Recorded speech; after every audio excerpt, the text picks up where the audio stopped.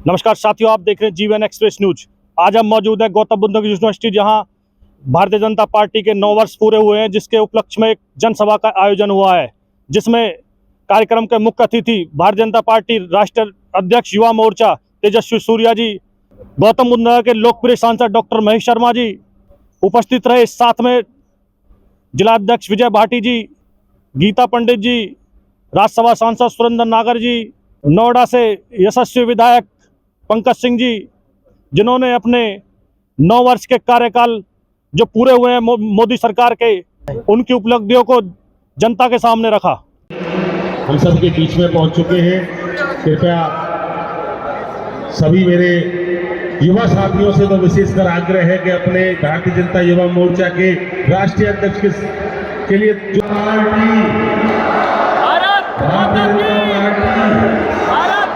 एक साथ भारत माता की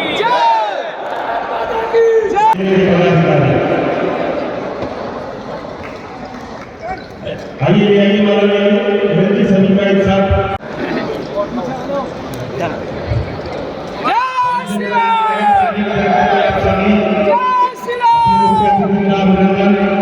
स्वागत करने की कृपा करेंगे।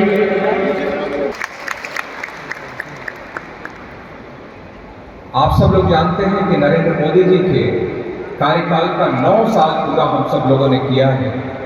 नरेंद्र मोदी जी ने 9 साल पूरे किए हैं शासन में, और सेवा, सुशासन और गरीब कल्याण का संकल्प लेकर के मोदी जी आगे बढ़े हैं। उसी संकल्प के साथ और आगे तेजी के साथ हम सब लोगों को बढ़ना है। ये सभी कार्यकर्ताओं का यह संकल्प है। और पिछले 9 सालों में जो परिवर्तन हम लोगों ने पूरे देश भर में देखा है, आप सब लोग जानते हैं। मैं बहुत ज़्यादा उन सब बातों पर चर्चा नहीं करूँगा, तेजस्वी जी और अन्य वक्ता उस पर बोलेंगे। लेकिन इतना तय है कि आज हमारे उत्तर प्रदेश में हो, चाहे आप पूरे विश्व भर में कहीं पर भी हो, जब कहीं हमारे प्रधानमंत्री जी जब जाते हैं तो किसी भी विश्व के किसी भी कोने में अगर वो जाकर कुछ बोलते हैं तो दुनिया को यह समझ में आता है कि किसी दमदार देश का कोई मजबूत और दमदार प्रधानमंत्री हमारे वहाँ पर पहुँचा है। ये ताकत आज हमारे देश के नरेंद्र मोदी जी के नेतृत्व में बनी, और शायद यही कारण है कि आज पूरे विश्व के नेतृत्व ने भी आज नरेंद्र मोदी जी के नेतृत्व को, उनकी कार्यशैली को स्वीकार किया है। इसी कारण आज वह अमेरिका जो कभी नरेंद्र मोदी जी को वीजा देने में भी आनाकानी किया करता था, आज उस अमेरिका के राष्ट्रपति आज हमारे प्रधानमंत्री जी के पास स्वयं जाकर कहते हैं कि आपकी लोकप्रियता अमेरिका के अंदर जबरदस्त है और मुझे आपका ऑटोग्राफ चाहिए। ये चेंज आज हम सब लोगों को 9 साल में दिखाई देता है। एक आइलैंड में, वहाँ पर पापुआ न्यू गिनी एक आइलैंड है, वहाँ पर जब हमारे प्रधानमंत्री जी जब जाते हैं तो वहाँ के प्रधानमंत्री, वहाँ के राष्ट्राध्यक्ष हमारे प्रधानमंत्री जी को पैर छूकर उनका आशीर्वाद भी मांगते हैं और उनको गुरु के रूप में अपने संबोधित करते हैं। उनकी लोकप्रियता का अंदाजा इस बात से हम सब लोग लगा सकते हैं। ऑस्ट्रेलिया में इसी दौरे में जब प्रधानमंत्री जी गए तो ऑस्ट्रेलिया के प्रधानमंत्री ने नरेंद्र मोदी जी को अपना बॉस कह के पुकारा कि Narendra Modi ji were the boss कह के उन्होंने बताया। तो ये परिवर्तन हम सब लोग 9 साल में देख रहे हैं, और जमीन पर बहुत सारी योजनाओं के माध्यम से करोड़ों करोड़ लोगों के जीवन में सकारात्मक बदलाव लाने का काम आदरणीय नरेंद्र मोदी जी ने किया है। की ओर से सांसद भाई, प्रिय ऐसे नेता जिनको माननीय नरेंद्र मोदी जी, अमित शाह जी ने मात्र 28 वर्ष की उम्र लॉ ग्रेजुएट बन गए, वकील बन गए, अराइज इंडिया सोशल संस्था के एनजीओ के माध्यम से समाज का काम करते रहे। और मेरा पहला परिचय उनसे जब हुआ, जिस सीट से ये आते हैं, बेंगलोर साउथ कर्नाटक की महत्वपूर्ण सीट है। महत्वपूर्ण इसी से हो जाती है कि उस सीट से पार्टी के वरिष्ठ नेता स्वर्गीय अनंत कुमार जी 4 बार उसका प्रतिनिधित्व कर चुके थे, और उनकी मृत्यु के बाद वो जिम्मेदारी हमारी पार्टी के शीर्ष नेतृत्व में 28 साल के इस युवा शेर को दी है। और उसके तुरंत बाद वो प्रेरक बने, प्रेरणा का स्रोत बने, देश की युवा शक्ति का कि एक 28 साल का युवा भी युवा मोर्चे का राष्ट्रीय अध्यक्ष बन सकता है, सांसद बन सकता है। ये अगर पार्टी है तो भारतीय जनता पार्टी है, जिसमें चाय वाले का बेटा देश का प्रधानमंत्री बन सकता है, जिसमें आम एक 28 साल का युवा देश का नेता बन सकता है। रानी के पेट से राजा यहां पैदा नहीं होते। मैं अपनी ओर से अपने सभी साथी सांसद विधायक भाई सुरेंद्र नागर जी, इसी माटी के लाल, जिन्होंने इस क्षेत्र का प्रतिनिधित्व राज्यसभा लोकसभा में किया है, अब सभापति के रूप में भी आप उन्हें देखते होंगे राज्यसभा के सीट पर। हमारी विधायक प्रिय छोटे भाई पंकज सिंह, एक रिश्ते होते हैं हमारे यहां। बाप को खुशी होती है कि बेटा उससे ज्यादा आगे बढ़े, बड़े भाई को खुशी होती है कि छोटा भाई उससे आगे बढ़े। मुझे खुशी होती है कि आपने ऐतिहासिक 2 लाख से भी ऊपर वोटों से विधायकी का सीट बनाकर दूसरी बार यहां से विधायक बनाया है। मैं उनकी ओर से, हमारी बहन मीनाक्षी सिंह खुर्जा की विधायक, उनकी ओर से और सभी जनप्रतिनिधियों की ओर से, मेरे दोनों अध्यक्ष की जोड़ी भाई मनोज गुप्ता जी और भाई विजय भाटी जी, इन्होंने पार्टी में संगठन की परिभाषा ही बदल दी है। इतिहास लिखा है कि इनके नेतृत्व में हम चुनाव नहीं हारे, ये भी इतिहास इनके पन्नों में है। भाई मनोज जी, भाई विजय भाटी जी, इस बार एक इतिहास चेयरमैन की सीटों पर भी लिखा गया है। सिकंदराबाद में गुलावटी की सीट, सिकंदराबाद की सिकंदरा सीट और ककोड़ की सीट गुलावटी हम आजादी के बाद पहली बार जीते हैं। पहली बार गुलावटी के चेयरमैन शैलेश तेवतिया जी, भाई सिंगल जी कहां है, मोहित सिंगल जी, शैलेश खड़े हो गए, सिकंदराबाद के प्रदीप जी नहीं है। दनकौर की हमारी चेयरमैन है राजवती जी। ये ऐसा इतिहास लिखा है। खुर्जा के चेयरमैन भाई भगवान दास जी, 10 साल ये सीट कहीं कोई जिनके हाथों में थी ये सीट, इस बार हम लेकर आए हैं। 10 में से 7 सीटें हम जीते हैं।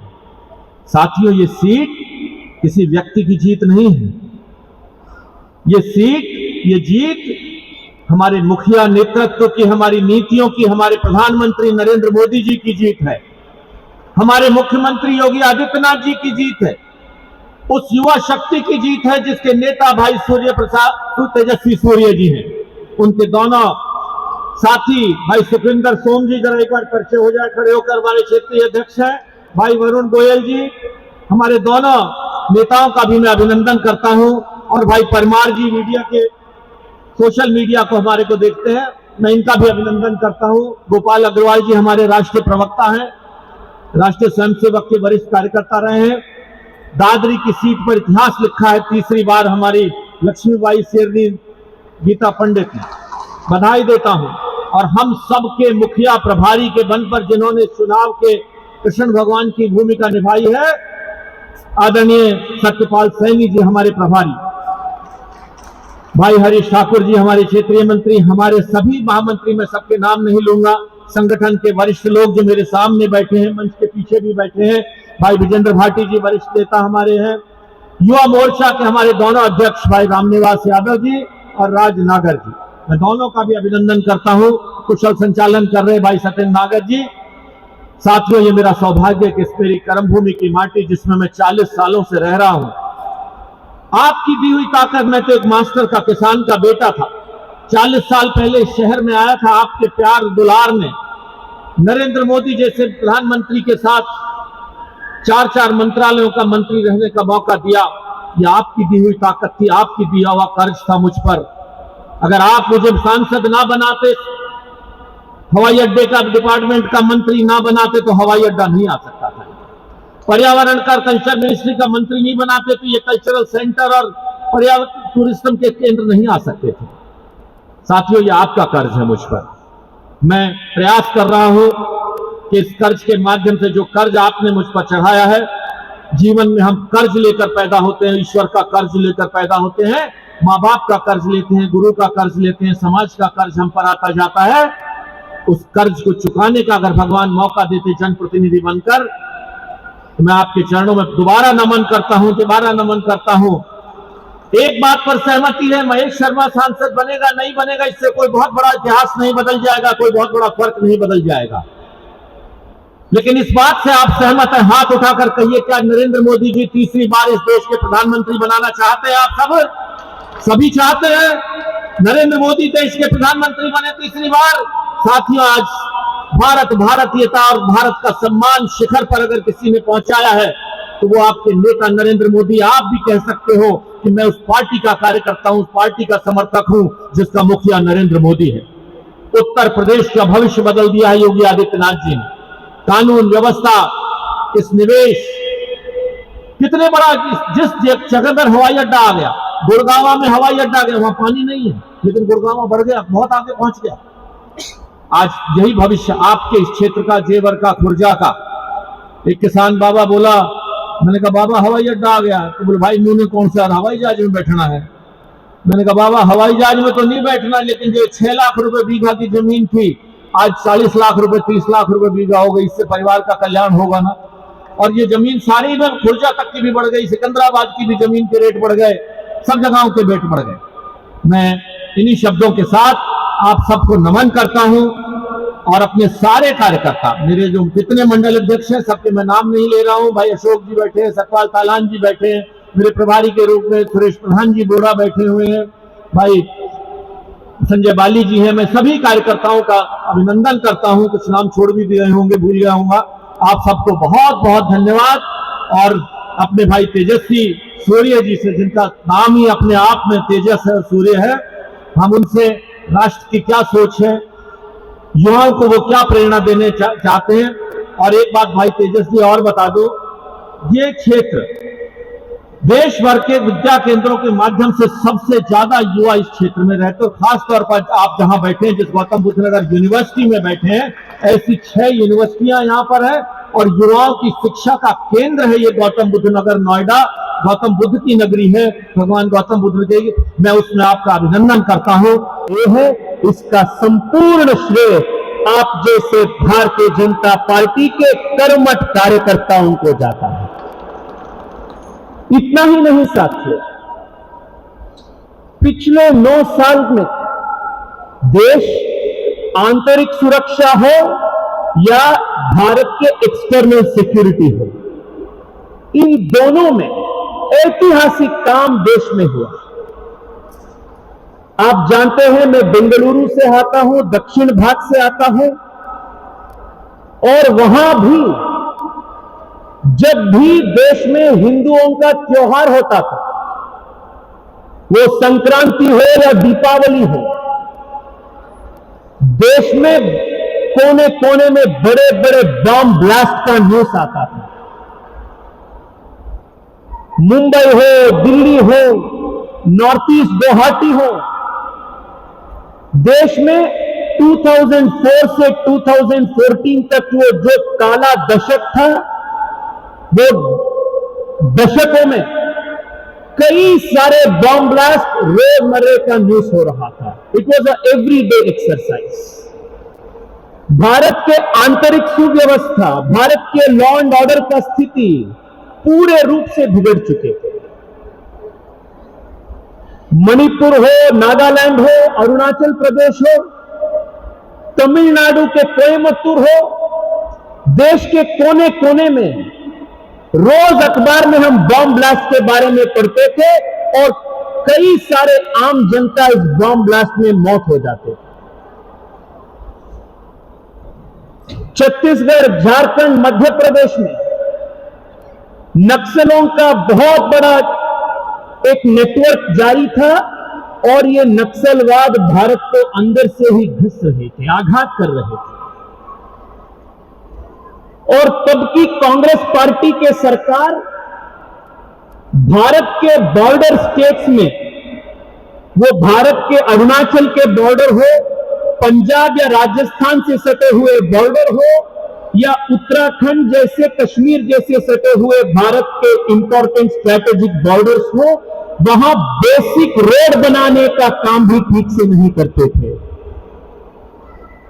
पर आज 9 साल के बाद आप सबके आशीर्वाद के वजह से नरेंद्र मोदी जी प्रधानमंत्री बनने के बाद आज भारत के आंतरिक और बाह्य सुव्यवस्था कैसा है आप ही अनुभव कर रहे हैं।